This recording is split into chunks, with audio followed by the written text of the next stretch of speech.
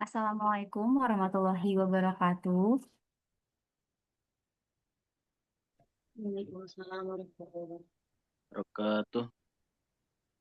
Alhamdulillah, ya Rabbil Alamin, wa bihi nasta'in, ala umur dunia waddin, assalatu wassalamu ala asrafil anbiya wal mursalin, wa ala alihi wa sahbihi ajma'in, amma ba'd.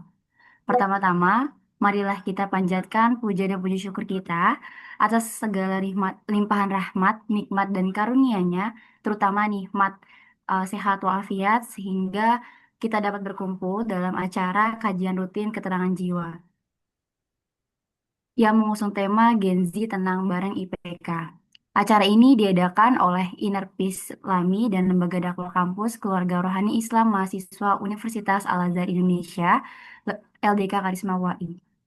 Salawat serta salam tak lupa kita haturkan kepada junjungan kita Nabiullah Muhammad SAW, yang mana karena beliaulah yang telah membawa kita dari zaman kegelapan hingga zaman terang benderang seperti ini. Semoga kita semua mendapatkan syafaatnya kelak di hari akhir. Amin amin ya rabbal alamin. Yang terhormat Bapak Bahrul Ulum BSc MA PhD selaku pemateri pada acara kita malam hari ini.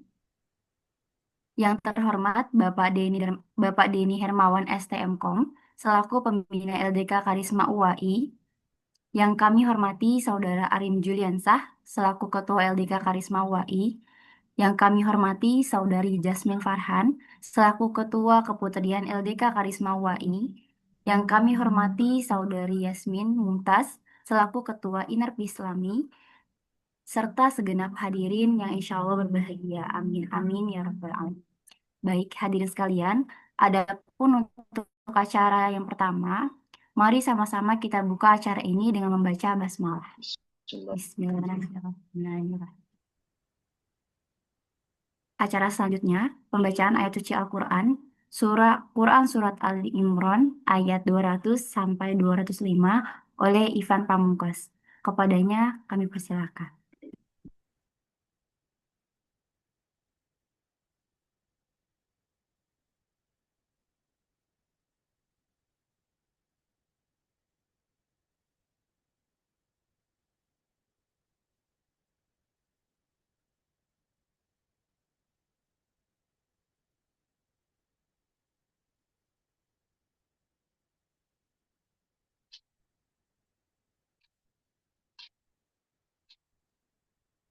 Ada nggak ada.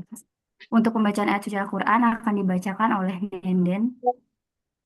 Kepadanya kami persilakan.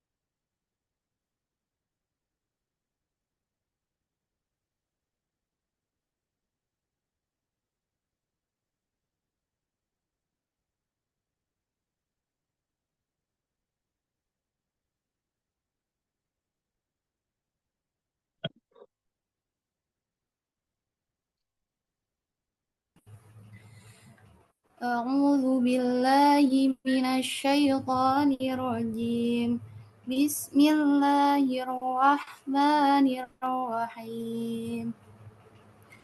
Wa inna min ahlil kitabi wa man yu'minu billahi wa ma unzila ilaikum wa ma unzila ilaikum wa ma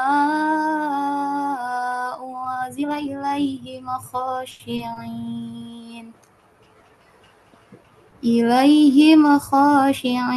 lillahi la yashtaruna bi ayatillahi thamanan qalila. Ulaika lahum ajruhum inda rabbihim.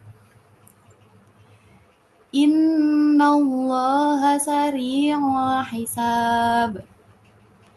Ya ayyuhalladzina amanu nusbiru wa sabiru wa rabitu wattaqullaha la'allakum tuflihun.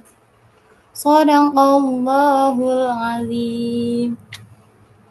Terima kasih kami ucapkan kepada Nenda dan Wahid atas pembacaan ayat suci Al-Qur'annya. Semoga menjadi pahala baik bagi yang membaca maupun untuk kita yang mendengarkannya. Amin. Berikutnya adalah acara sambutan-sambutan. Sambutan yang pertama mari kita dengarkan dari Ketua Keputrian LDK Karisma UI, Saudara Jasmine Farhan. Kepadanya kami persilakan. Bismillahirrahmanirrahim. Assalamualaikum warahmatullahi wabarakatuh. Waalaikumsalam warahmatullahi wabarakatuh. Sebelumnya selamat malam rekan-rekan panitia sekalian. Saya Jasmine Farhan, mewakili Ketua LDK kita yang qadarullah malam ini belum bisa untuk memberikan sambutannya. Teman-teman, alhamdulillah kita ketemu di pembukaan serta kajian pertama di kajian kita yang mengusung tema Gen Z Tenang Bersama IPK. Dan alhamdulillah juga kita menerima kolaborasi yang luar biasa ini dari Inerp Islami yang menjadi sebuah kehormatan bagi kita dalam menghadirkan kajian ini. Insya Allah kajian ini dapat bermanfaat bagi kita generasi muda atau generasi Gen Z. Terima kasih juga kepada Ustadz Bahrul Ulum karena ketersediaannya untuk berbagi ilmu serta wawasannya kepada kita semua. Dan kita yakin materi yang Ustadz akan sampaikan selama kajian ini berlangsung akan dapat menjadi bekal kita yang sangat penting, khususnya dalam menghadapi tantangan sebagai Gen Z di era modern saat ini. Mungkin saya berharap melalui kajian ini kita semua bisa memperoleh ilmu yang bermanfaat serta meningkatkan pemahaman kita dalam beragama serta menemukan solusi atas kegelisahan yang kita rasakan selama ini. Mari kita semua manfaatkan kesempatan kita sebaik-baiknya.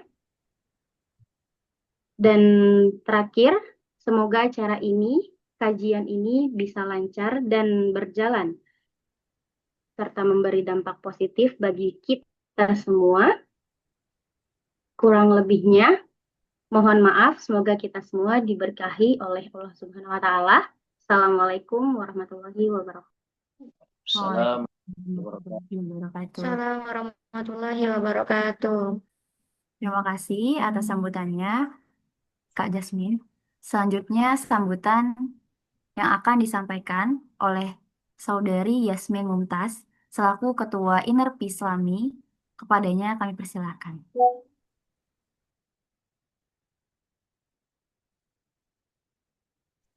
Bismillahirrahmanirrahim. Assalamualaikum warahmatullahi wabarakatuh. Waalaikumsalam warahmatullahi wabarakatuh.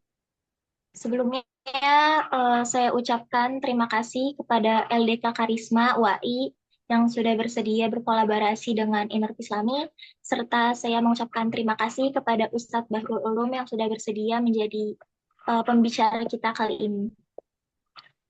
Perkenalkan, saya Yasmin Mumtaz, founder dari Inner Islami, komunitas yang fokus pada perjalanan menemukan ketenangan batin dengan sudut pandang dan nilai-nilai Islam sebagai landasannya.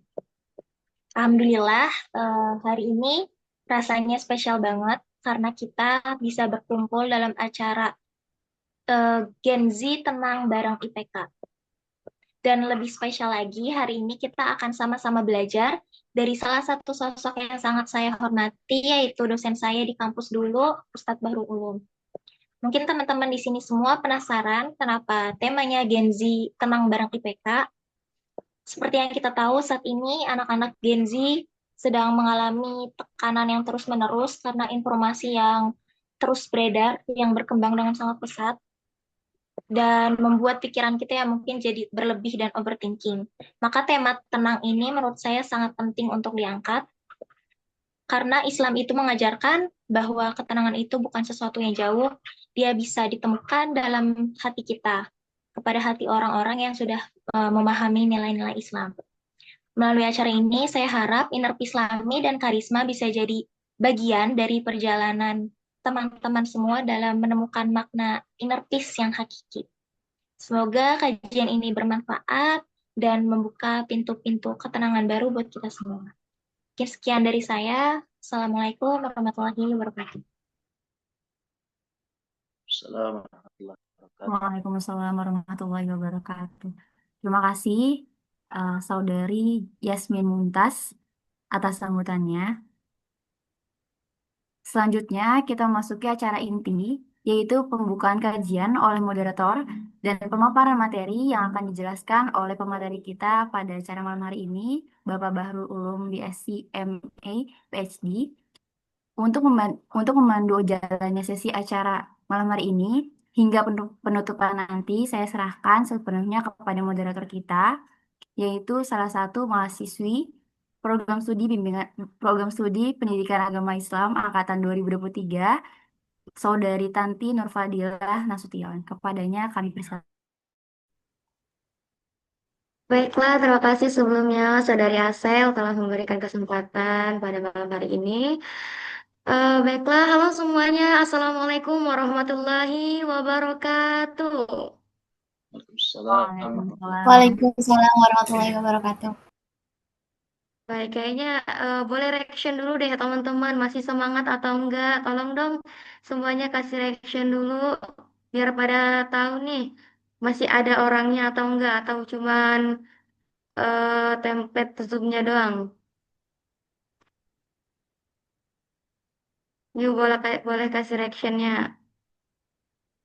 Mana nih? Berapa orang? Ada 27 orang. Tapi yang jawab salam kayaknya cuma 3 orang deh tadi. Ya udah kita ulang lagi deh salamnya biar makin semangat. Assalamualaikum warahmatullahi wabarakatuh.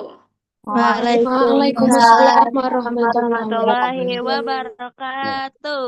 Masya Allah. Itu kayaknya suara Kak Mila ya. Semangat banget. Baiklah teman-teman, Alhamdulillah puji syukur atas kehadirat Allah Subhanahu Wa Taala yang mana telah memberikan kesempatan kita sehingga pada malam hari ini dapat melaksanakan kajian online yang ini merupakan kolaborasi antara Inner Islami dalam Lembaga Dakwah Kampus Keluarga Rohani Islam Mahasiswa. Ini merupakan kegiatan perdana kita ya. Salawat beserta salam selalu semoga tercurahkan kepada baginda besar kita yakni Nabi Muhammad Shallallahu Alaihi Wasallam. Nah, teman-teman semua, eh, pada malam hari ini kita itu akan mengupas tuntas masalah topik yang seru, yang mana kita itu mengusung tema tentang Gen Z Tenang Bareng IPK. Nah, apa sih Gen Z Tenang Bareng IPK? Supaya kita nggak bertanya-tanya, terus kita nggak apa overthinking tentang ketenangan seorang Gen Z yang mana memang banyak banget ya masalah yang kita temui, apalagi Gen Z tentang kebahagiaan lah, tentang permasalahan percintaan, keluarga gitu kan. Nah, pada malam hari ini kita bakal kupas tuntas dari hal-hal yang paling dasar dulu. Nah, yang paling istimewanya apa nih? Paling istimewanya adalah pembicara kita atau pemateri kita pada malam hari ini. Siapa sih pemateri kita pada malam hari ini? Beliau adalah merupakan dosen Kaprodi Pendidikan Agama Islam. Nah, sebelumnya aku mau bacakan secara singkat dulu. Beliau itu nama panjangnya Ustadz Bahrul Ulum BSc MA PhD, lahir di Lebak 16 Maret 1980. Nah, kenapa aku bilang istimewa? Karena beliau ini merupakan eh, lulusan S1 Usuluddin di Mutah University Yordania, S2 Ilmu Hadis di Al-Bayt University Yordania, S3 Ilmu Hadis di The World Islamic Science and Education di Yordania juga. Masya Allah banget kan? Boleh dong kasih reaction tepuk tangannya secara online teman-teman. Ustadz Bahrul ini Masya Allah banget. Dari S1 sampai S3-nya beliau itu kuliah di Yordania. Nah, tanpa kelama-lama lagi, mari kita sambut dan kita berikan applause virtual yang paling meriah kepada Ustadz Bahrul Ulum.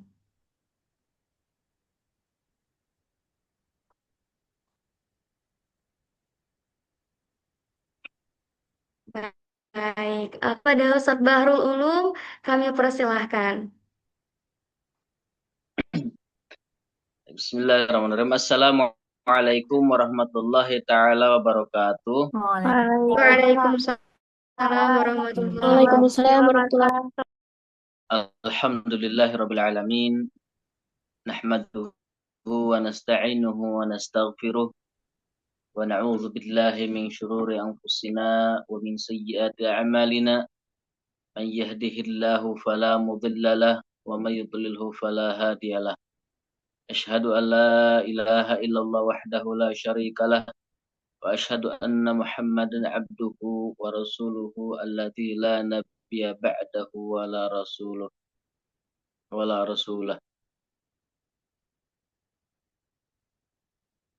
Saudara-saudara yang Allah muliakan, pada malam hari ini kita akan memulai kajian tentang inner peace, ketenangan batin. Saya tadi nggak begitu jelas dengar tema kita, tapi yang saya tahu tema kita ini pertemuan ini kan ada beberapa sesi pertemuan dan setiap pertemuan ada tema-tema tertentu. Tema-tema tertentu ini, melalui tema-tema ini mudah-mudahan setidaknya kita ada pengetahuan tentang bagaimana kita mencapai ketenangan batin.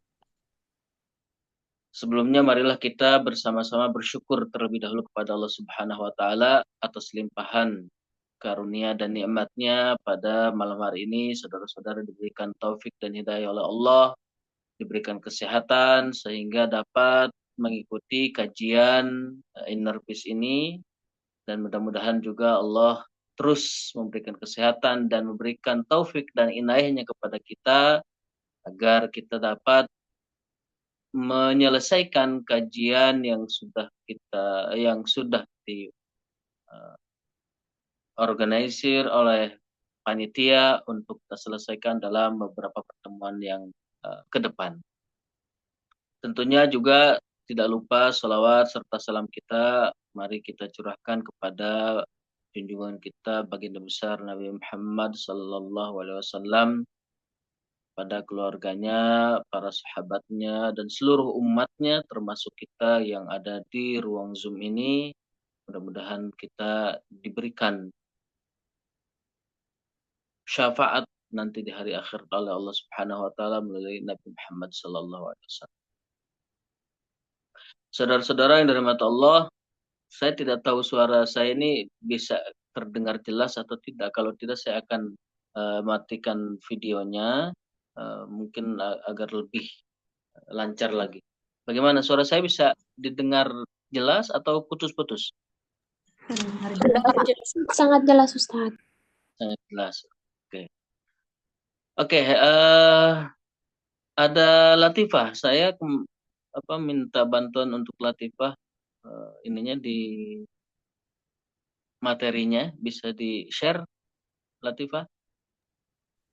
Iya Ustaz, tadi saya sudah serahkan ke Nenden, pihak panitia yang bertugas untuk slide PPT. Boleh dibantu di-share PPT-nya. Saya tidak bisa ini operasikan di sini. Saya pakai HP karena laptop saya lagi diperbaiki. Boleh di-share terlebih dahulu? Baik Ustaz.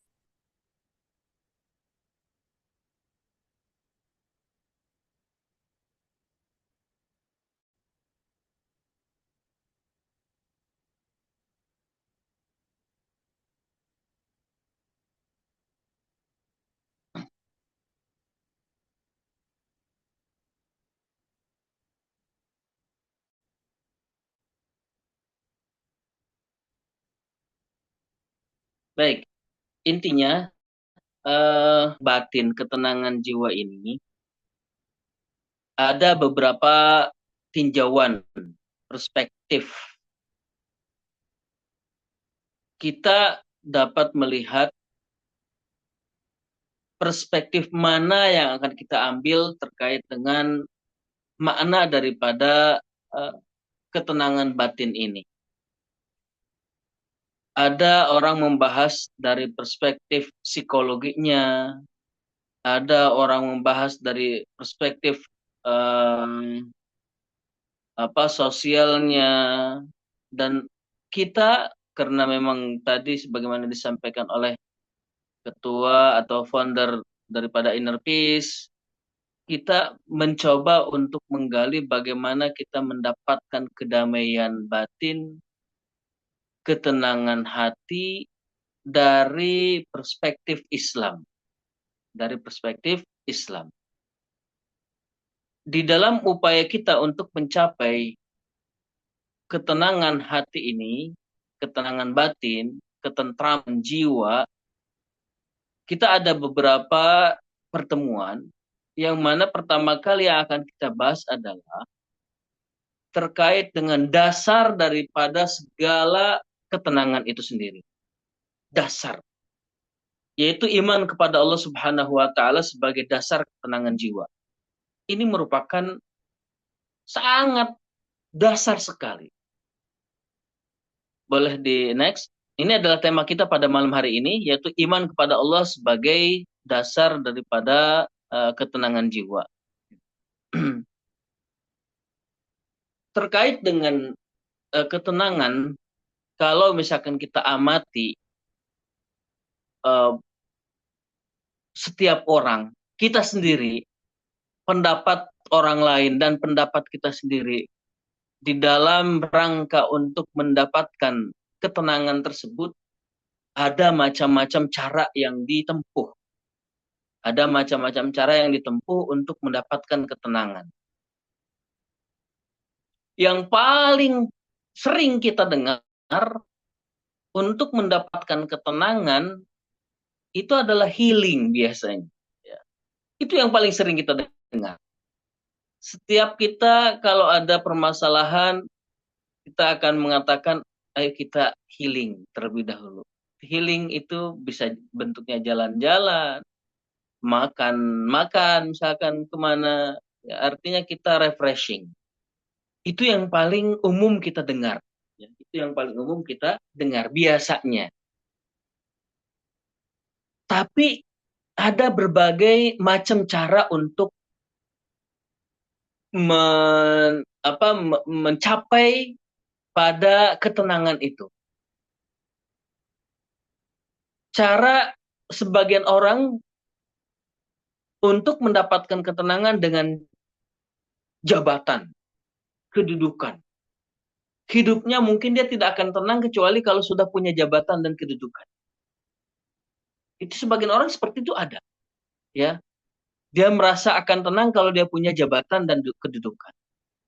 Sebagiannya lagi akan mencari ketenangan dengan memperbanyak mengumpulkan harta benda, ya materi. Orang dalam rangka untuk mencapai ketenangan jiwanya ini, dia akan mengumpulkan harta benda, artinya materi yang dia akan cari. Dia merasa bahwa jika memiliki materi, kekayaan, uang, maka dia mungkin akan merasa tenang hidupnya. Ada lagi orang di dalam rangka untuk mendapatkan ketenangan ini dengan cara bermain-main, ya, termasuk diantaranya healing itu bermain-main. Bahkan ada yang meskipun itu melakukan perbuatan-perbuatan maksiat kepada Allah, perbuatan yang diharamkan oleh Allah. Itu bagian daripada cara yang mereka tempuh untuk mendapatkan ketenangan. Ya, contoh misalkan mereka bepergian ke mana? Ke diskotik misalnya. Ke diskotik itu kan kalau kita tanya untuk apa? Untuk mencari ketenangan. Ada juga orang untuk mendapatkan ketenangan dalam hidupnya mengkonsumsi minuman keras, narkoba, ya, atau narkotika, sabu dan sebagainya.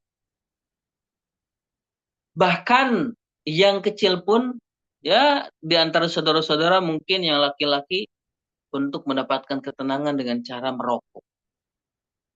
Kalau tidak merokok dia khawatir, perasaannya ini tidak nyaman. Kalau dia sudah merokok, dia merasa dia tenang. Itulah cara-cara orang cara mendapatkan ketenangan itu sendiri, ketenangan batin. Coba kita tanya saja, apa yang mereka lakukan itu kalau kita tanya kepada mereka, apa yang kamu cari? Ya, apa yang kamu cari? Maka mereka akan menjawab bahwa saya sedang mencari ketenangan.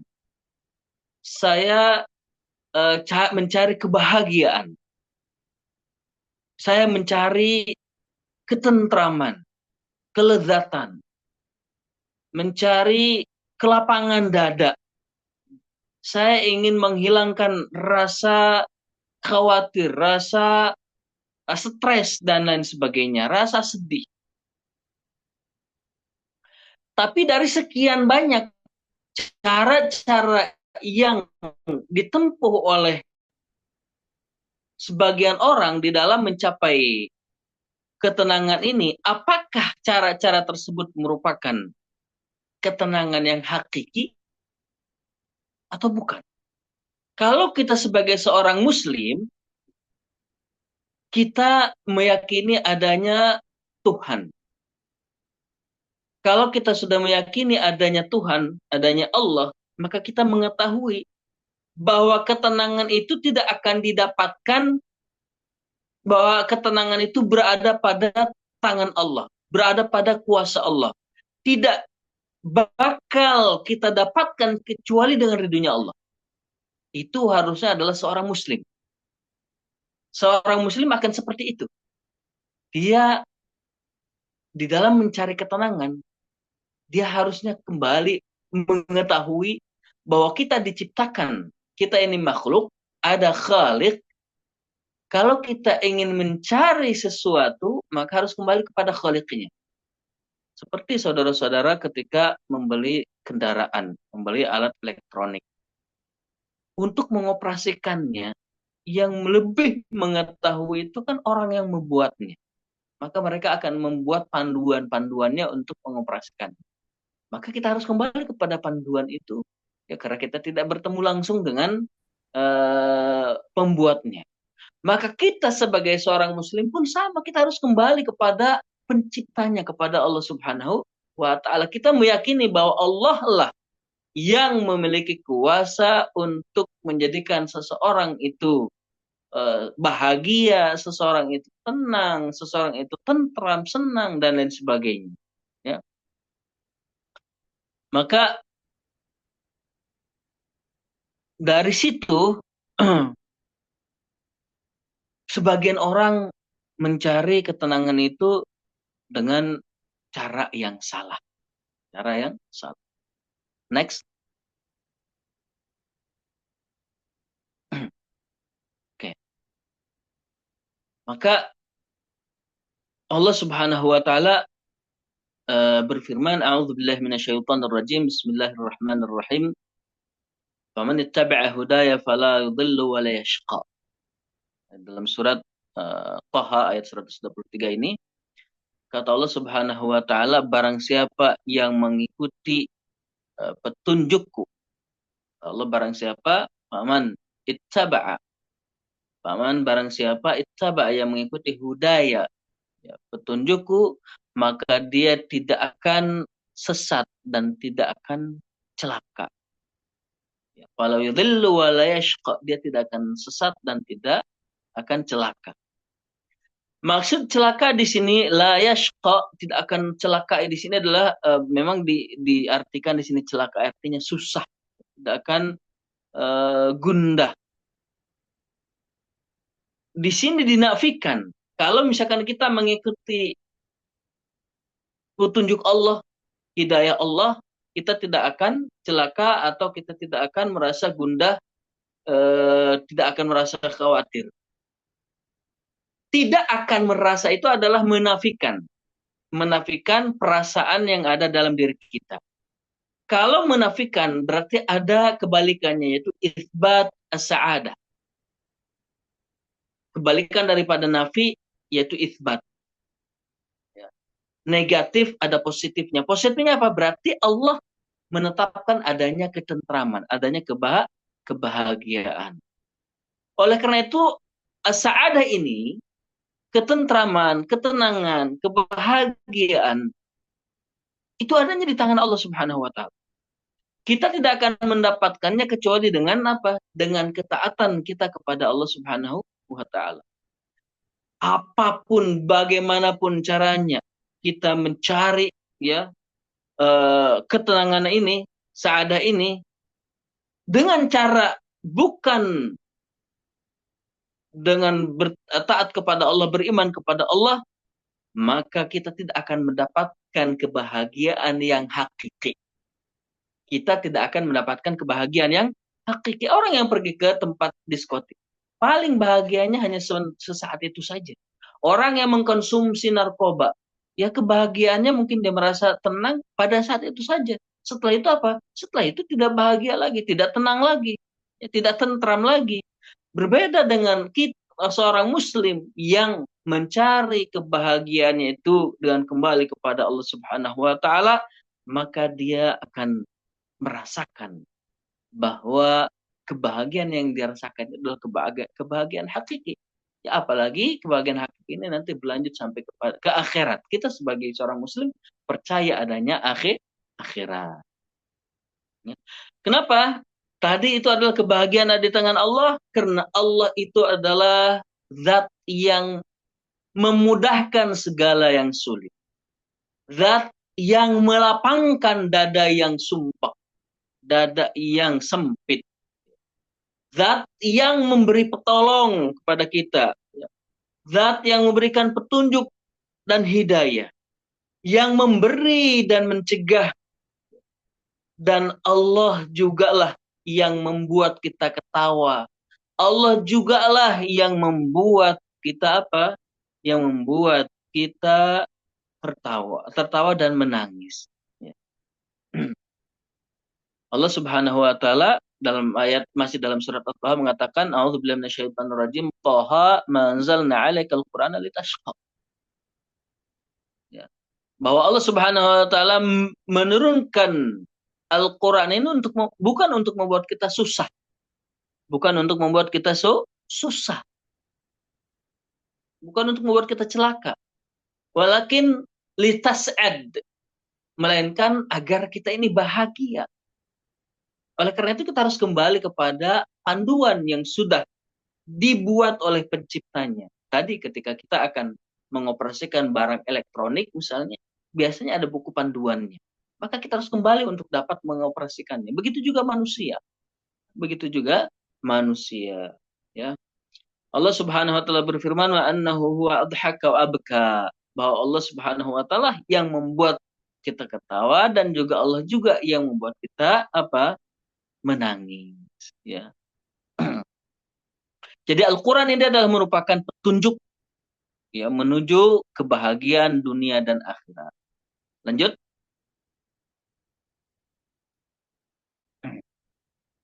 Oleh karena itu, iman ini adalah asas dasar daripada kebahagiaan, yaitu iman kepada Allah Subhanahu wa taala. Dasar daripada kebahagiaan, ketentraman, ketenangan hati dan batin ini itu kembali kepada keimanan kita kepada Allah Subhanahu wa taala. Allah Subhanahu wa taala berkata, a'udzubillahi minasyaitonir rajim. Bismillahirrahmanirrahim. Man amila salihan min dzakarin aw untha wa huwa mu'minun falanuhyiyannahu hayatan thayyibah. Allah Subhanahu wa taala, barang siapa yang melakukan amal saleh, ya, baik itu laki-laki maupun perempuan, dan dia beriman, falanuhyiyannahu hayatan thayyibah, maka Allah akan berikan orang itu hayatan thayyibah, kehidupan yang menyenangkan, kehidupan yang tentram, batinnya menjadi tenang, bahagia, senang, ya. Itu adalah dasar daripada kebahagiaan, dasar daripada ketentraman yang harus kita raih. Nah, tentunya tadi kita berbicara iman. Apa itu iman? Agar kita faham betul apa yang dimaksud dengan iman, maka kewajiban yang pertama Allah Subhanahu wa taala mewajibkan kepada kita, kepada umat, kepada manusia, ya, untuk beriman kepada Allah Subhanahu wa taala, untuk beriman kepada Allah Subhanahu wa taala. Keimanan seorang muslim yang mukallaf ini adalah, kalau kita berbicara di dalam akidah, artinya dia adalah seorang yang sudah bulughud da'wah, berakal, baligh. Pertama dia sudah berakal, pertama sudah baligh, ya, artinya baligh di sini kalau pakai umur ya sekitar umur 15 tahun. Ya, kalau pakai tanda-tanda, perempuan yang sudah haid dianggap baligh. Laki-laki yang sudah mimpi basah dianggap baligh. Pakai umurnya 12 tahun, 13 tahun. Kalau tanda-tanda ini sudah ada, maka dia disebut dengan baligh. Nah, kalau tanda-tanda ini tidak ada, maka pakai umur, dibatasi dengan umur, itu umur 15 tahun Hijriah. Maka dia itu adalah baligh. Berakal artinya sehat akalnya, pemikirannya, dia bukan orang gila. Bulughud da'wah. Ya, bulugh ad-da'wah, ada dakwah. Yaitu dakwah di sini adalah kita mengetahui ada namanya yang disebut dengan agama Islam. Ya, ada yang namanya agama Islam. Maka kita dianggap sebagai orang mukallaf. Maka pertama kali, ya, hal yang wajib bagi seorang mukallaf itu adalah apa? Beriman kepada Allah Subhanahu wa ta'ala. Beriman kepada Allah Subhanahu wa ta'ala. Oleh karena itu, apa yang disebut dengan iman?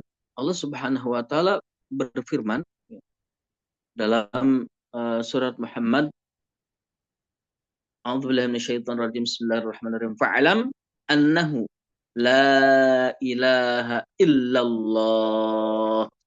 Kata Allah Subhanahu wa ta'ala, ketahuilah wahai Nabi Muhammad bahwa tidak ada Tuhan yang patut disembah selain Allah. Jadi syariat yang mulia telah mewajibkan setiap mukallaf untuk mengenal Allah serta mengetahui rukun-rukun iman. Pengetahuan ini harus diperoleh dengan keyakinan yang pasti dan kokoh dan berdasarkan pada dalil tadi. Jadi kita jangan cuma berkata beriman kepada Allah Subhanahu wa taala, tapi iman kita tidak kokoh, tidak kuat. Jadi iman kita harus kokoh. Untuk mendapatkan kebahagiaan itu, jangan sampai keimanan kita ini berubah-ubah. Berubah-ubah. Maka pengetahuan yang wajib dimiliki adalah keimanan yang sesuai dengan tuntunan 2 kalimat syahadat yang sudah kita ketahui. Asyhadu an la ilaha illallah wa asyhadu anna Muhammadan abdullahi wa rasuluhu. Jadi yang disebut dengan kita iman itu kita bersaksi, meyakini bahwa tiada Tuhan yang berhak untuk disembah kecuali Allah Subhanahu wa taala. Yang disembah ini di sini maksudnya adalah ditauhidkan, diesakan oleh kita. Wa asyhadu anna Muhammadan, dan kita bersaksi meyakini dengan seyakin-yakinnya bahwa Nabi Muhammad sallallahu alaihi wasallam adalah hamba Allah dan utusannya. Ini yang harus ditanamkan dalam jiwa kita untuk mendapatkan ketenangan jiwa atau ketenangan batin. Ketenangan jiwa atau ketenangan batin. Oke, lanjut. Saya sampai jam berapa ini presentasinya?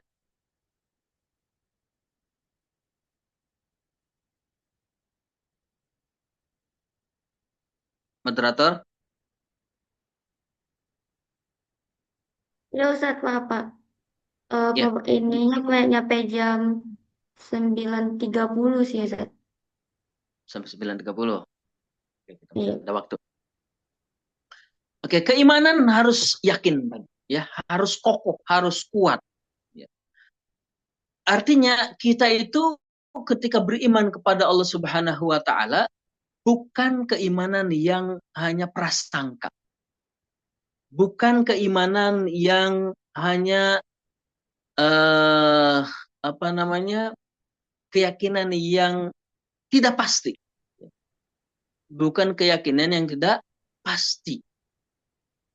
Tapi kita harus yakin kepada Allah Subhanahu wa taala, beriman kepada Allah Subhanahu wa taala itu dengan keimanan yang yakin, seyakin-yakinnya, penuh kepastian.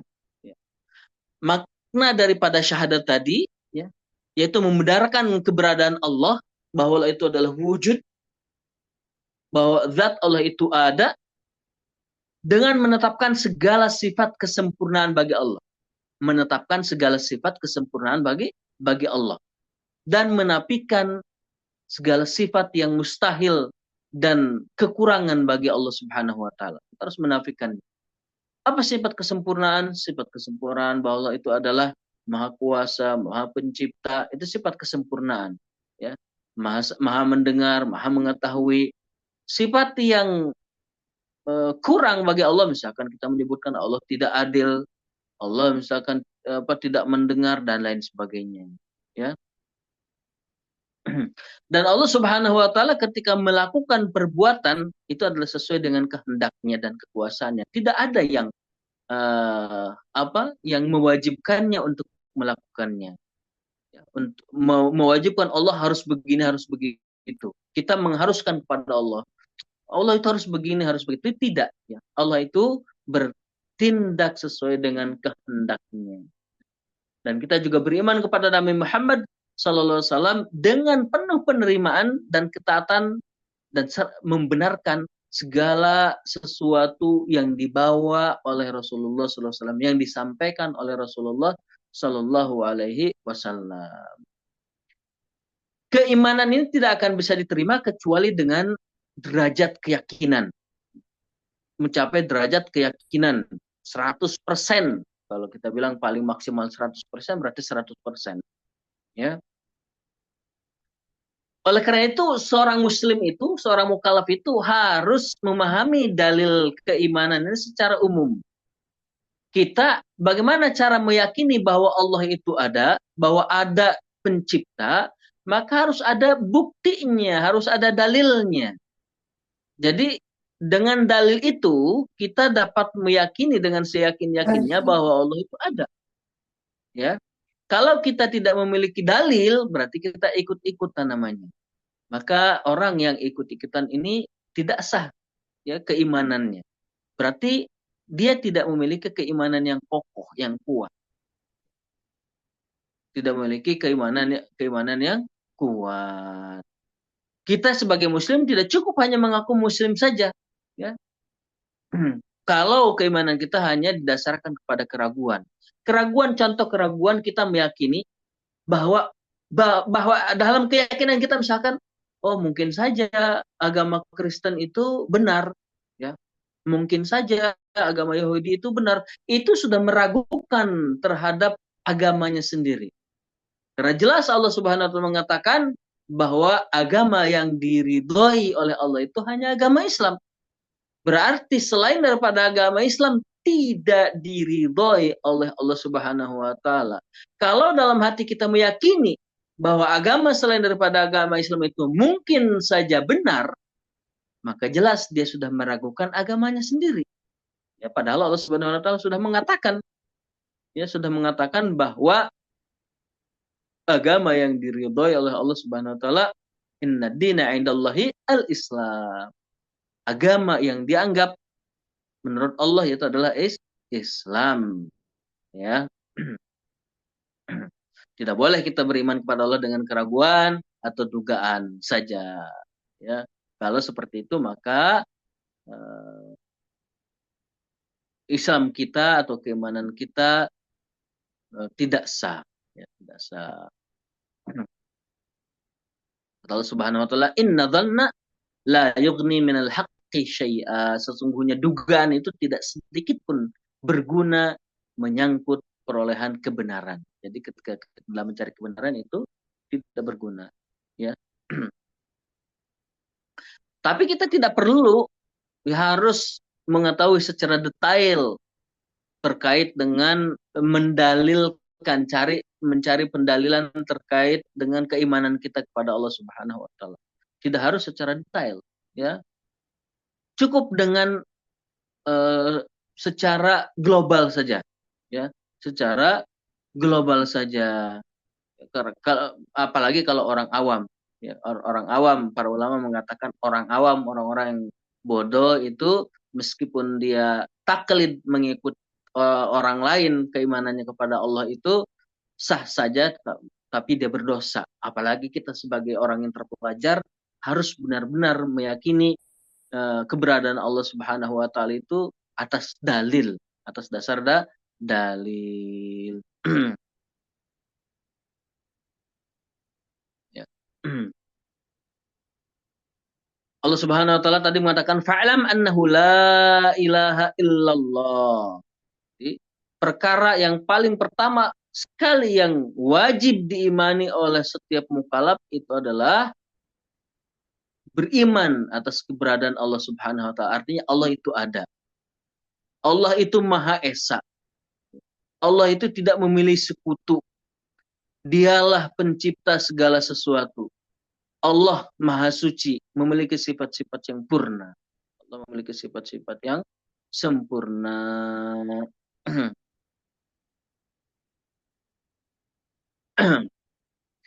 Bagaimana cara membuktikan keimanan kita ini ada dalilnya secara umum? Maka kita bisa mengatakan alam semesta adalah bukti terbesar atas keberadaan Allah. Ini dalilnya. Dalil umum yang wajib kita ketahui minimal untuk meyakini bahwa keyakinan kita ini adalah bukan keyakinan yang berdasarkan prasangka atau dugaan, melainkan berdasarkan keyakinan seyakin-yakinnya, maka kita bertanya kepada diri kita, apakah dunia ini, alam semesta ini ada dengan sendirinya atau ada yang menciptakannya? Maka kalau kita mengatakan bahwa alam semesta ini ada yang menciptakannya, ya Subhanahu wa taala, maka berarti kita beriman kepada Allah Subhanahu wa taala dengan dalil tersebut, ya. Sebab orang yang berakal dia akan menolak, tidak masuk akal bahwa alam semesta ini dan seluruh isinya ada tanpa ada yang mengadakan. Kita sebagai pelajar, apalagi orang yang berakal, masa kita mau meyakini bahwa dunia ini ada dengan sendirinya? Masa dunia ini tidak ada penciptanya? Orang yang berakal akan meyakini bahwa dunia ini pasti ada yang menciptakannya. Dan yang menciptakannya itu adalah yang maha kuasa. Yang menurut kita itu adalah dinamakan Allah Subhanahu wa Ta'ala. Dalam surat Al-An'am Allah Subhanahu wa Ta'ala berfirman, La ilaha illa huwa khaliqu kulli syai'in fa'buduh. Ya. Tiada Tuhan selain Dia, pencipta segala sesuatu. Maka sembahlah Dia. Fa'budu, sembah di sini adalah esakkanlah, tauhidkanlah. Yakinilah bahwa Allah Subhanahu wa Ta'ala sebagai pencipta, ya, sebagai pencipta. Ada contoh atau dalil yang digunakan orang-orang Badui zaman dahulu ketika ditanya, dia tidak tahu dalil daripada Al-Quran terkait dengan dia beriman, mengatakan beriman kepada Allah. Bagaimana beriman? Bagaimana cara membuktikannya? Orang-orang Badui ini biasanya mengatakan begini, ya, jejak itu ya menunjukkan adanya orang yang berjalan. Jejak kaki, kalau misalkan saudara-saudara berjalan di tanah misalnya, ya apalagi yang berlumpur, yang ada jejaknya, ketika ditanya ini jejak apa? Kita meyakini sebagai manusia, jejak ini menunjukkan ada orang yang berjalan di sini.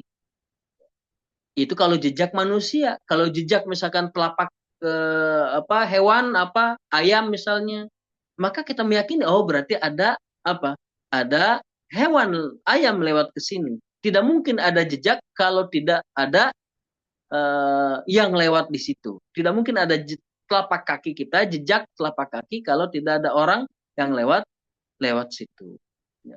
Kemudian ada kotoran.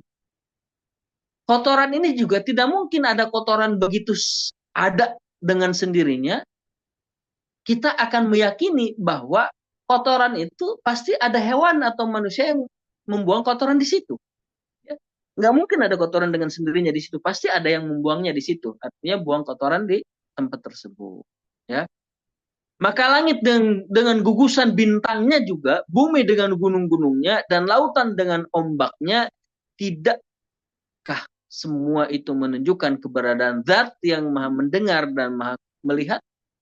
Jadi ini adalah pertanyaan yang tidak perlu kita jawab. Ini adalah kita bertanya,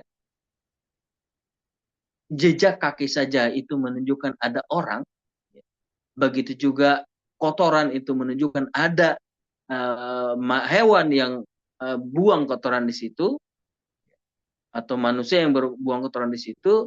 Maka masa kita tidak bisa memahami dengan alam semesta ini? Pasti ada penciptanya, ya. Pasti ada penciptanya. Oke, coba lanjut.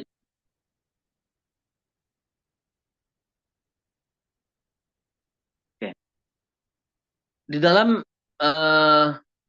pandangan para ulama terkait dengan mengenal Allah Subhanahu wa Ta'ala ini, Al-Iji itu adalah seorang ulama.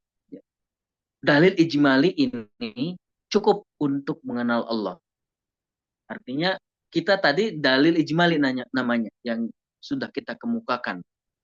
Dalil secara global bahwa adanya alam semesta ini menunjukkan adanya pencipta. Pencipta itu dinamakan Allah. Maka dengan kita meyakini seperti itu saja, berarti kita yakin atas keesaan Allah. Yakin adanya Sang Pencipta. Ya. Sementara dalil secara terperinci kita tidak diwajibkan untuk mengetahuinya. Oke, lanjut.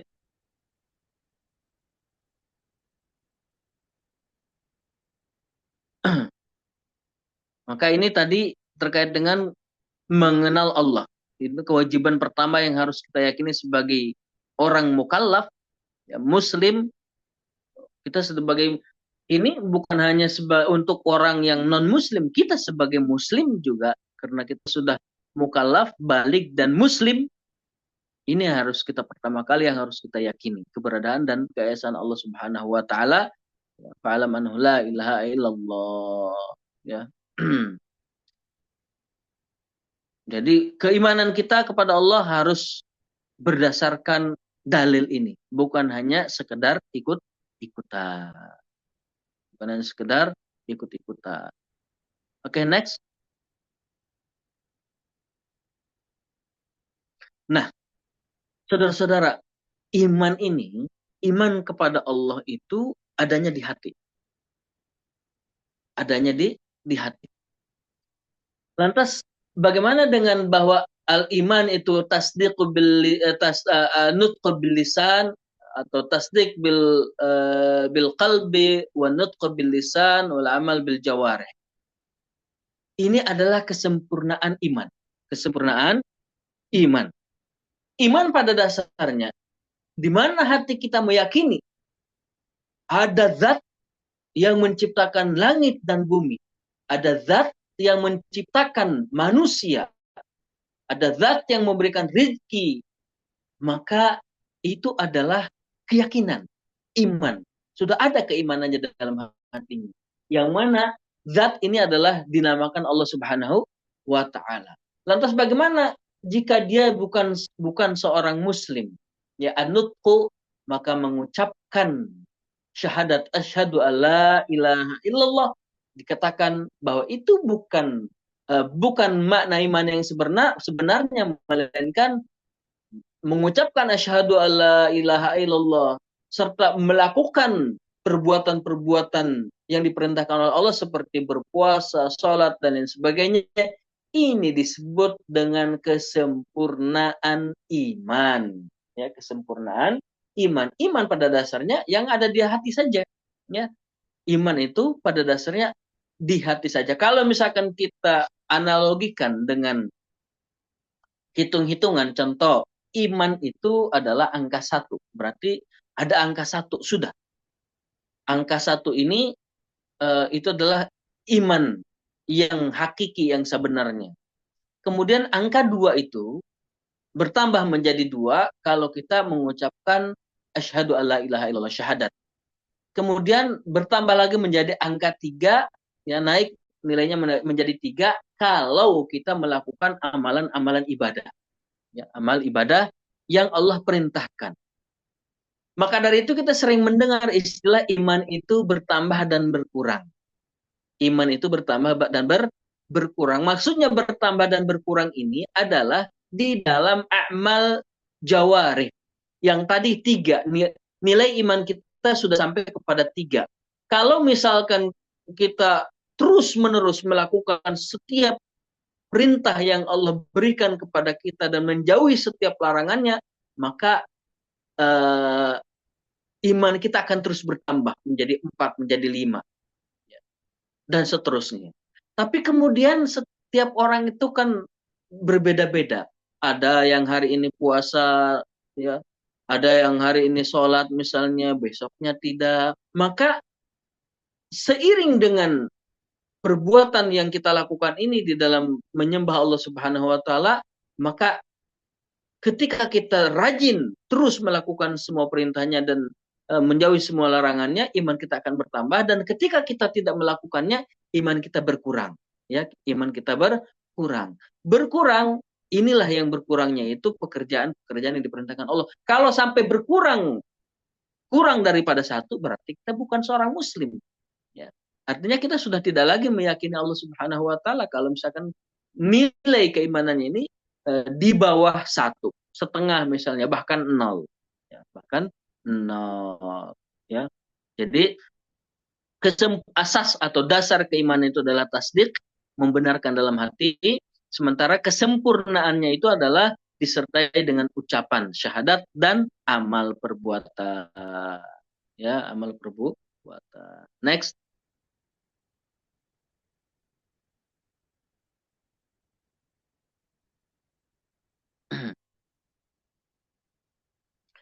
Nah, apa hubungannya antara iman, ya, ucapan dan amal? Tadi sudah dijelaskan bahwa syahadat itu adalah ekspresi iman dalam hati. Ketika seorang meyakini bahwa ini kita kan akhir-akhir ini kalau saudara-saudara menonton acara-acara TV banyak sekali fenomena-fenomena yaitu login, istilahnya login, ya, convert atau masuk Islam. Ya. Maka ada syahadah, ya, kemudian melakukan perbuatan-perbuatan. Syahadat tadi ya anutuk, yang mengucapkan asyhadu alla ilaha illallah, itu adalah ekspresi daripada keimanan kita. Ya kalau misalkan kita memang benar-benar beriman kepada Allah, ucapkanlah dengan membaca syahadat dengan syahadat asyhadu alla ilaha illallah wa asyhadu anna Muhammadan abduhu wa rasuluhu. Kalau misalkan dia daripada non-muslimnya dari Kristen, wa anna Isa alaihi salam abdullahi wa rasuluhu. Ya. Ada tambahan. Sebagai ekspresi daripada keimanan yang ada di dalam hati kita. Amal itu adalah bukti dan penguat daripada iman kita. Yang kita lakukan, perbuatan-perbuatan, perintah-perintah yang Allah perintahkan kepada kita untuk kita lakukan, itu adalah sebagai bukti penguat atas keimanan kita. Sementara orang yang tidak mampu mengucap asyhadu alla ilaha illallah, tetap ya dianggap beriman bila hatinya yakin kepada Allah Subhanahu wa taala. Sementara terkait dengan amal ibadah sebagai penambah iman. Tadi saya katakan kalau misalkan kita ibaratkan dengan dengan angka setelah kita mencapai angka 3 kita bertambah 4, 5, 6, 7, 8 terus sesuai dengan jumlah perbuatan atau ibadah yang kita lakukan, sesuai dengan jumlah perbuatan ibadah yang kita lakukan kepada Allah Subhanahu wa taala.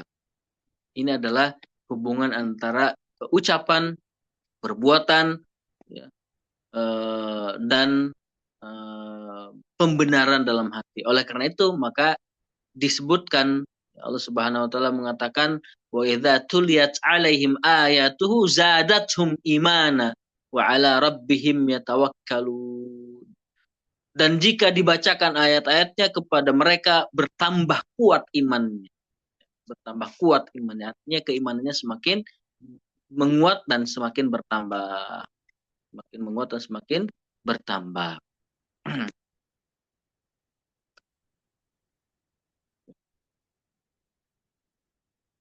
Lanjut. Nah, ini kita nanti biar diskusinya lebih panjang lagi.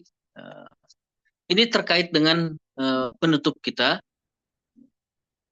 bahwa keyakinan yang teguh di dalam iman memberikan seseorang rasa aman dan ketenangan karena mengetahui bahwa Allah adalah pencipta dan pengelola alam semesta yang mengurus alam semesta ini, dan segala sesuatu yang terjadi adalah atas keputusannya yang bijaksana.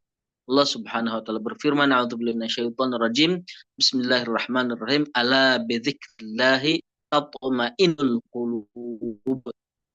Bahwa mengingat Allah Subhanahu wa taala, zikir ini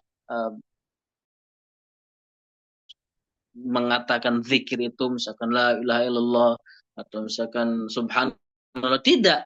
Artinya kita ingat dalam hati kita kepada Allah Subhanahu wa taala, maka orang yang seperti ini, yaitu zikir itu mengingat Allah ini adalah membuat hati kita menjadi tenang, membuat hati kita menjadi tenang. Oleh karena itu kita harus paham untuk mengetahui apa itu Allah Subhanahu wa taala, maka kita harus betul-betul pelajari ya akidah kita, keimanan kita bahwa Allah itu adalah Maha Kuasa, bahwa Allah ini memiliki sifat-sifat yang sempurna. Allah Maha mendengar, Allah Maha mengetahui apa yang terjadi kepada diri kita, ya. Bahkan apa yang kita sembunyikan di dalam hati kita, Allah mengetahui apa yang disembunyikan dalam hati kita. Ya. Bahkan apa yang akan kita rencanakan pun Allah mengetahui bahwa kita akan merencanakan. Bahkan rencana akan merencanakan saja, Allah juga mengetahui karena Allah Subhanahu wa taala adalah zat yang menciptakan kita. Oleh karena itu kalau kita ingin mendapatkan ketenangan, ingin mendapatkan ketentraman hati, kenyamanan, kesehatan akal pikiran kita, maka kita harus kembali kepada Allah Subhanahu wa taala. Kita harus meyakini dengan seyakin-yakinnya bahwa ada Allah Subhanahu wa taala yang sudah mengaturnya.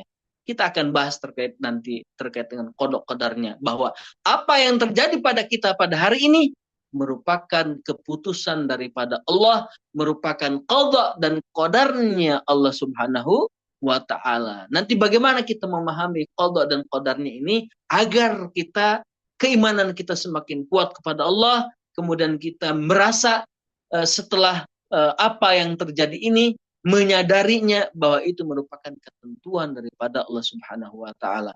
Qada dan qadar nanti kita akan bahas secara mendetail apa yang disebut dengan qada dan qadar. Karena qada dan qadar ini juga merupakan bagian bagaimana kita bisa mencapai kepada inner peace ini, ya, dari perspektif Islam, ya, dari tinjauan Islam bagaimana kita bisa mendapatkan atau menghasilkan ketenangan jiwa di dalam kehidupan kita, apalagi di zaman sekarang, saudara-saudara, ya, di zaman teknologi yang begitu canggih, serba cepat, kita harus berhati-hati. Kita harus bekali diri kita dengan keimanan, ya, dengan tauhid yang kuat. Karena kalau kurang-kurangnya kita bertauhid kepada Allah Subhanahu wa taala, beriman kepada Allah, maka kita bisa terjerumus, ya. Bisa terbawa arus, kita jauh daripada agama, sehingga dalam rangka mencari ketenangan pun jalan yang kita tempuh ini adalah jalan yang salah, ya. Jangan sampai kita mencari ketenangan tetapi justru kita menciptakan masalah baru. Jangan sampai menciptakan masalah baru, melainkan kita harus mencari ketenangan yang hakiki di dunia dan akhirat, yaitu dengan beriman kepada Allah Subhanahu wa taala. Ya, demikian pemaparan yang dapat saya sampaikan. Selanjutnya nanti kita untuk tanya jawab. Silakan. Baik, Masya Allah banget ya. Kebayang banget nih, teman-teman, betapa pentingnya ilmu bagi kita. Apa yang disampaikan sama Ustaz Bahrul tadi, dari mulai tentang apa keimanan, dan apa tauhid kita kepada Allah Subhanahu wa taala, gitu kan, akidahnya bagaimana. Jadi ketika kita tidak punya ilmu, itu akan membuat kita tidak sabar dan dapat tidak ada pencerahan dalam diri kita. Maka pentingnya ilmu itu, salah satunya ketenangan itu ketika kita punya ilmu dan kita amalkan. Nah, baik teman-teman, sebelum kita masuk ke sesi tanya jawab, aku mau ingatin bahwasannya kita ada sesi challenge, yaitu di mana peserta mengambil quotes yang sangat menarik, lalu di story IG dan tag akun IG Inner Peace Lami dan LD Karisma underscore UAI. Nah, jadi kalian boleh buat quotes yang paling menarik. Nanti akan kita pilih 2 orang pemenang dan memberikan reward. Rewardnya itu akan diberikan 2 hari setelah kajian. Mungkin boleh di share screen, Kak, ininya apa, sesi challenge-nya bagaimana. Alamnya.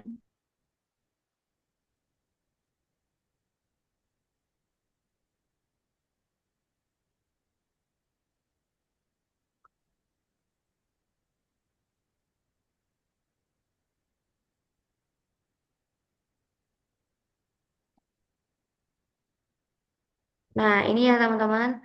Jadi nanti kita buat di story, kemudian tag Instagram Inner Peace Islami dan LDK Karisma WAI.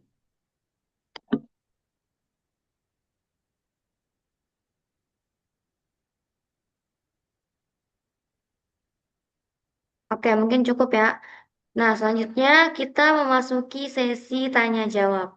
Nah, boleh banget untuk teman-teman yang punya pertanyaan, boleh langsung ketik di kolom komentar. Nanti akan kita bacakan. Sebelum itu, eh aku mau tanya dulu nih Ustadz, beberapa yang aku kutip dari pemaparan materi tadi. Yaitu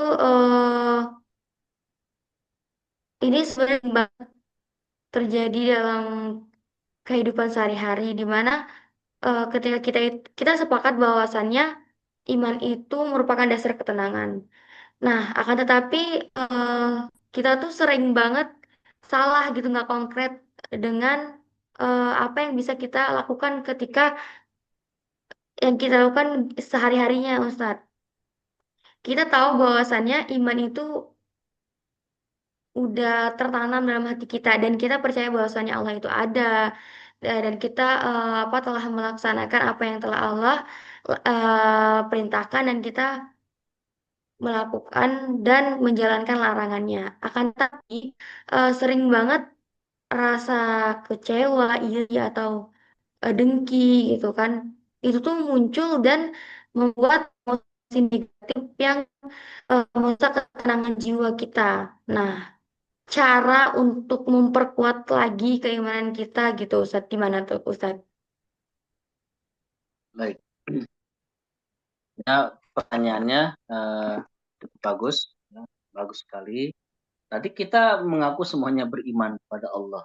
Kita tidak meragukan bahwa Allah itu ada, bahwa Allah itu adalah Maha Pencipta, bahwa alam semesta ini diciptakan oleh Allah. Allah Maha Mendengar, Allah Maha Mengetahui. Tapi terkadang kita itu suka merasa eh, tidak bisa terima, misalnya tidak bisa menerima apa yang terjadi kepada kita. Ini sebenarnya akan kita bahas secara mendalam itu di pertemuan yang akan datang. Ini kaitannya dengan qada dan qadar, serta kaitannya dengan bahwa khairihi wa syarrihi, ketentuan yang baik dan kita buruk itu adalah anggapan kita. Anggapan manusia, ketentuan Allah itu ada yang baik, ada yang buruk. Tapi sebenarnya di sisi Allah, apa yang Allah putuskan itu tidak disifati dengan baik dan tidak disifati dengan buruk. Tidak ada hukum bagi perbuatan Allah. Maka yang harus ditanamkan dalam diri kita, bahwa apa yang kita anggap buruk itu belum tentu dianggap oleh orang lain itu buruk. Begitu juga apa yang kita anggap menurut kita baik, belum tentu bagi orang lain itu adalah baik. Contoh misalkan, kita sekarang ada host.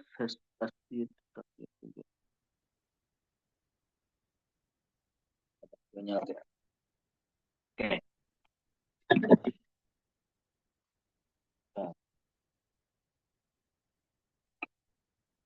Contoh, ada bencana atau musim hujan lah. Musim hujan. Di sebagian tempat musim hujan ini ada ojek payung. Bagi kamu kalau hujan-hujanan itu merupakan suatu masalah. Ya kan? Sebagian orang hujan-hujanan, kena hujan, basah, itu menjadi masalah. Tapi bagi yang ojek payung, apakah itu menjadi masalah? Tidak. Justru bagi ojek payung itu sangat baik. Dengan adanya hujan ini, bagi ojek payung sangat baik. Bagi kita yang tidak mau kebasahan, itu tidak baik. Kita menganggapnya seperti itu. Ini yang contoh kecilnya saja. Apalagi kalau misalkan sampai contoh besar. Contoh besar misalkan orang yang yang kena banjir misalnya. Banjir, rumah kita banjir, tenggelam. Bagi kita itu adalah musibah.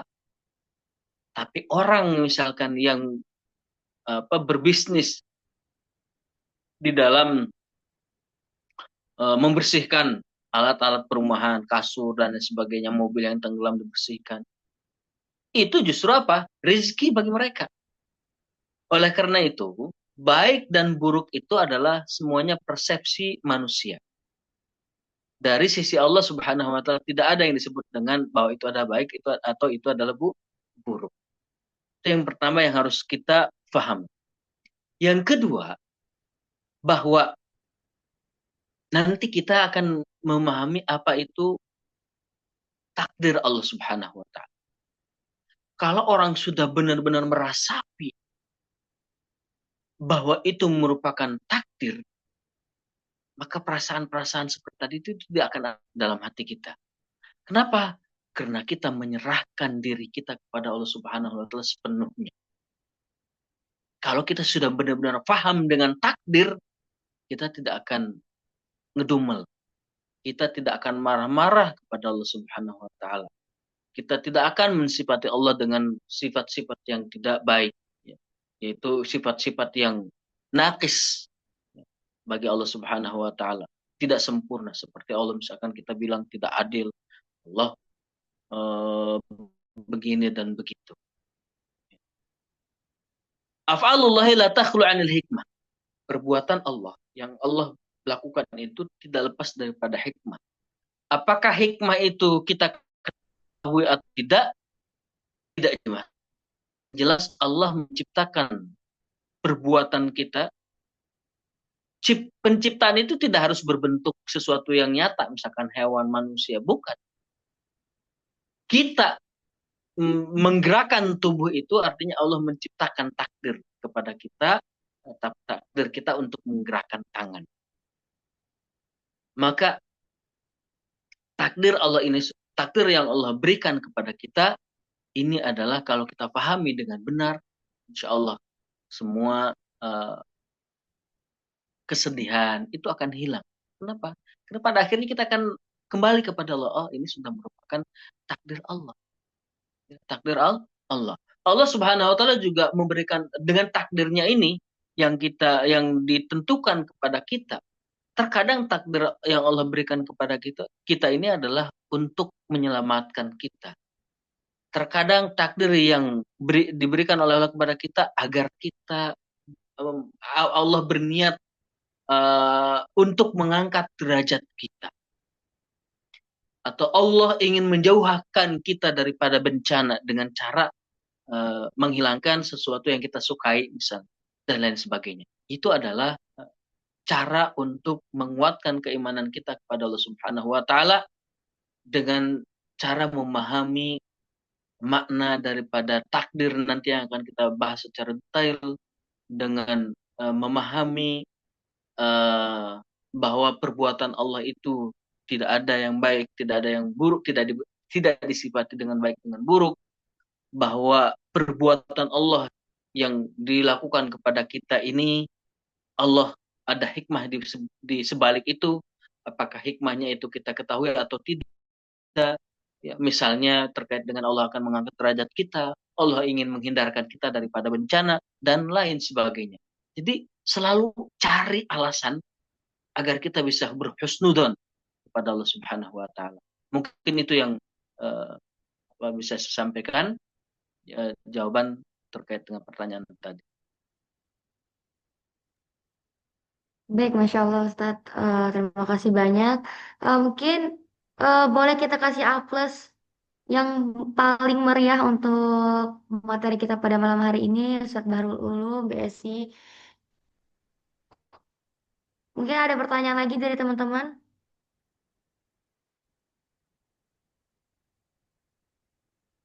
Ini ada orangnya apa enggak ini? Oh, ada Ustadz. Ada ini Ustadz. Dari Laila Hereva. Assalamualaikum Ustadz, saya izin bertanya. Ketika seorang muslim mulai mempertanyakan Allah itu di mana, mengapa manusia diciptakan, apakah surga itu ada, dan sebagainya, apakah itu menandakan bahwa iman kita sedang goyah atau bagaimana Ustadz? Syukron. Ya. Itu Ustadz dari Laila Hereva. Baik, ketika kita seorang muslim tadi seperti yang ditanyakan oleh penanya, mungkin ada sesuatu yang ada waswas syaitan dalam hatinya, ada waswas, ada gangguan dalam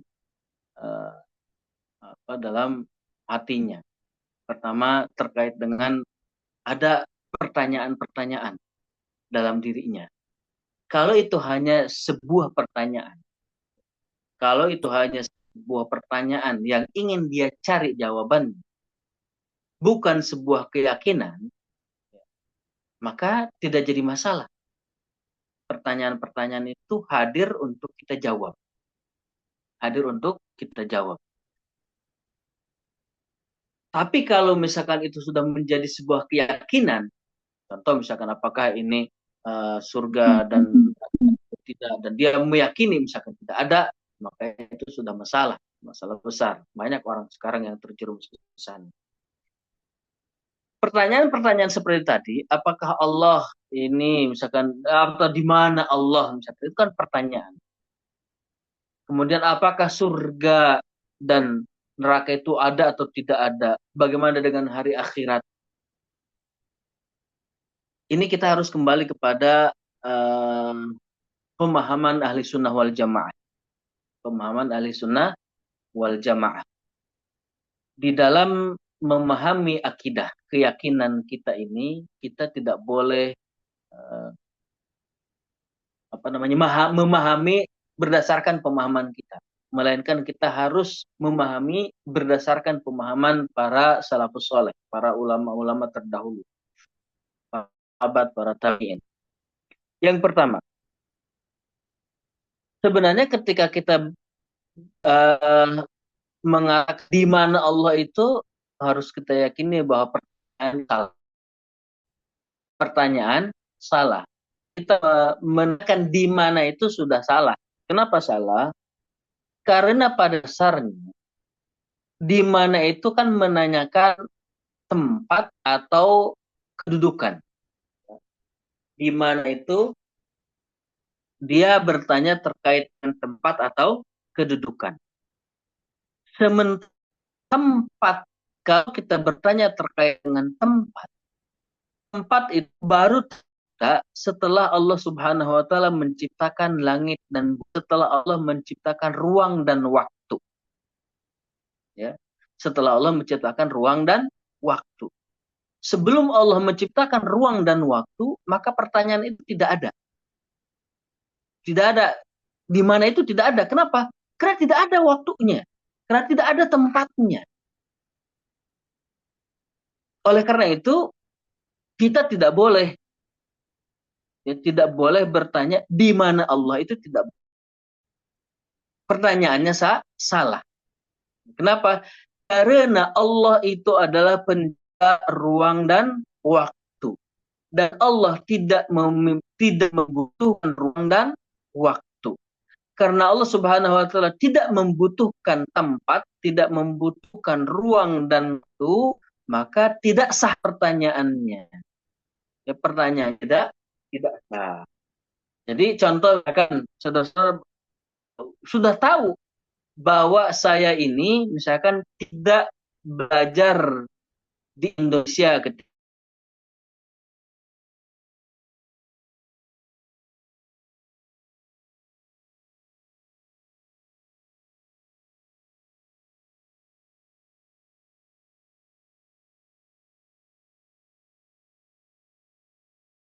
bahwa saya itu tidak kuliah di Indonesia.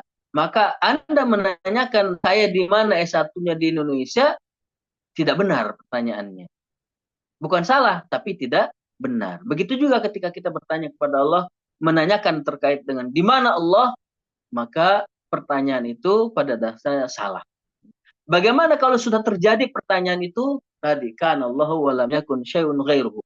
Allah ini, ya Allah, keberadaan Allah itu tidak ada sesuatu apapun yang menyamainya, yang membersamainya, baik itu apapun itu, ya tidak ada yang sama dengan, artinya Allah itu adalah azali, ya Allah itu qadim, Allah itu yang menciptakan langit dan bumi. Allah itu yang menciptakan ruang dan waktu. Sebelum Allah menciptakan ruang dan waktu, maka pertanyaan tadi tidak ada kita tanyakan di mana, kapan, ya, dan hal-hal yang menunjukkan kepada waktu dan ruang. Oke, itu yang pertama. Yang kedua, terkait dengan kita bertanya tentang apakah ada surga dan neraka. Surga dan neraka ini tidak bisa kita jawab dengan pemikiran. Kenapa? Karena itu adalah umur sam'iyat, umur ghaibiyat, perkara-perkara yang gaib. Ya. Perkara-perkara yang gaib, maka kita harus bertanya kepada agama. Ya, harus bertanya kepada agama. Itu harus berdasarkan dalil. Berdasarkan dalil Al-Quran maupun dari As-Sunnah. Sama saja dengan kita bertanya terkait dengan alam kubur misalnya, ya. Bagaimana dengan alam kubur? Apakah alam kubur itu ada atau tidak? Itu tidak bisa kita andai-andaikan, melainkan itu harus dijawab berdasarkan dalil-dalil agama. Ya, tidak boleh berdasarkan kepada pemahaman kita saja. Dalil terkait dengan surga dan neraka ini sudah sampai kepada derajat tawatur, ya, sampai kepada derajat tawatur. Tidak boleh kita menafikan atau kita tidak mempercayai adanya akhirat, ya, tidak mempercayai hari akhir misalnya. Apakah nanti ada kiamat misalnya, kita bertanya, ya, kita bertanya-tanya kepada diri sendiri ataupun kepada orang, maka kita yakin adanya hari kiamat. Itu adalah pertanyaan. Maka dalil-dalil yang jelas sampai kepada mutawatir menyebutkan bahwa jannah itu atau surga itu ada, dan bahwa neraka itu juga ada. Kita wajib beriman kepada surga dan neraka. Ya, Allah Subhanahu wa taala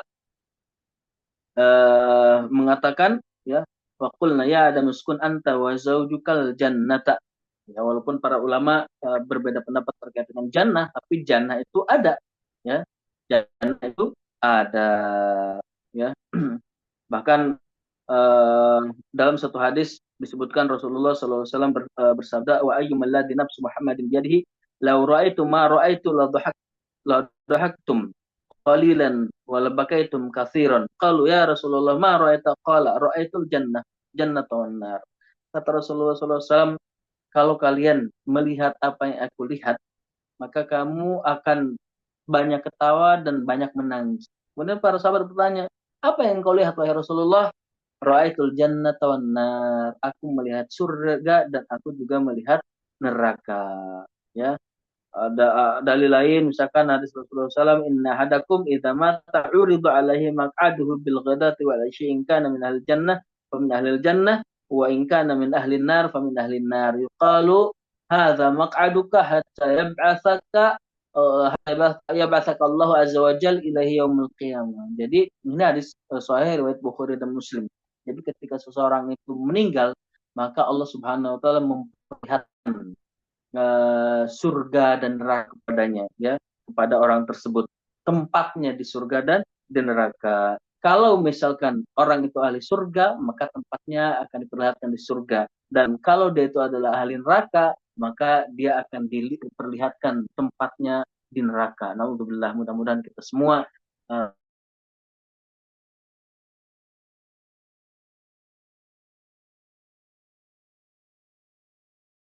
pertanyaan-pertanyaan tadi tidak menunjukkan bahwa iman kita berkurang. Tidak. Itu tergantung daripada posisi atau kondisi kita. Kalau kondisinya itu hanya ingin mencari jawaban, maka sudah sepantasnya agar memperkuat iman kita kepada Allah, kepada hari akhir, kepada surga dan neraka, maka kita harus mencari jawabannya dengan cara kembali kepada Al-Quran dan As-Sunnah untuk hal-hal yang gaib, ya, hal-hal yang gaib. Sementara perkara-perkara yang tidak berkaitan dengan perkara gaib, kita dapat eh, apa juga meminta bantuan. Bantuan maksudnya di sini adalah akal kita untuk mengolah eh, dalil-dalil tersebut. Gitu Laila Harifah ya.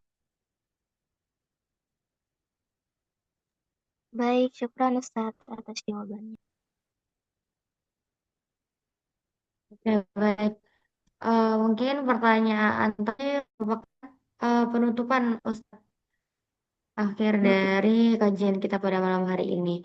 Baik, sebelum itu saya ingin menyimpulkan kajian kita pada malam hari ini. Sebuah kunci dari ketenangan jiwa itu adalah dengan kita itu mempercayai bahwasannya Allah itu Esa. Kita kenali Allah dan yakin bahwasannya eh, kesempurnaan itu hanya milik Allah. Dan penguatan iman melalui pengamalan. Singkatnya, keterangan dari hati datang dari keimanan yang kokoh kepada Allah. Bukan hanya sekedar ucapan, tapi juga diyakini sepenuh hati dan dibuktikan dengan perbuatan. Ketika kita beriman, iman kita itu kuat, kita tahu semua yang diatur oleh Allah Subhanahu wa taala itu adalah kebijaksanaan dan itu akan membuat hati kita lebih tentram. Sebagaimana dikatakan dalam Quran Surah Ar-Rod ayat 28 yang artinya hanya dengan mengingat Allah hati menjadi tentram. Baik, Ustadz mungkin ada statement penutup dari Antum. Baik, di dalam mencari ketenangan ini jangan lupa kita untuk sebagai seorang muslim mencari dengan cara yang dibenarkan agama, yaitu kembali kepada Allah. Jangan mencari jalan yang tidak dibenarkan oleh Allah, seperti kita mencari ketenangan dengan melakukan perbuatan-perbuatan maksiat, ya, seperti minum minuman khamar, minuman arak, narkotika, kemaksiatan, ya, itu bukan cara yang dibenarkan untuk mencari ketenangan dan ketentraman hati. Yang dibenarkan adalah kalaupun mau, yaitu dengan tadabbur, ya, dengan cara memperhatikan ciptaan Allah Subhanahu wa taala, betapa indahnya Allah menciptakan dunia ini, maka kita harus kembali kepada Allah Subhanahu wa taala. Demikian, kurang lebihnya mohon maaf. Assalamualaikum warahmatullahi wabarakatuh. Waalaikumsalam warahmatullahi wabarakatuh. Baik, terima kasih banyak kami ucapkan kepada Ustadz Bahru yang telah memaparkan materinya yang Masya Allah luar biasa sekali pada malam hari ini.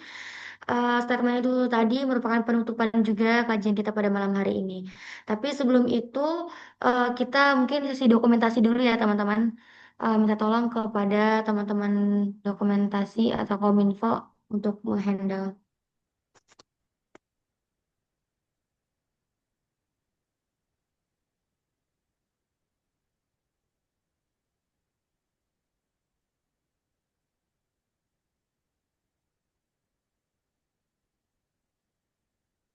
Gimana teman-teman dari kominfo? Siapa nih yang ini?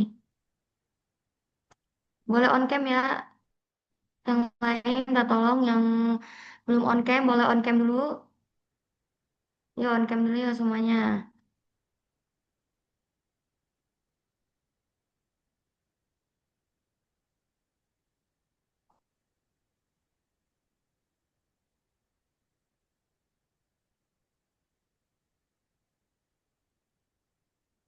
Gimana nih? Siapa yang Fikri, ada nggak? apa gimana Kak? Yang screenshot Fikri. Ya mungkin boleh kasih aba-aba supaya tahu ya Kak Fitri. Fikri Halo boleh. Kak Fitri.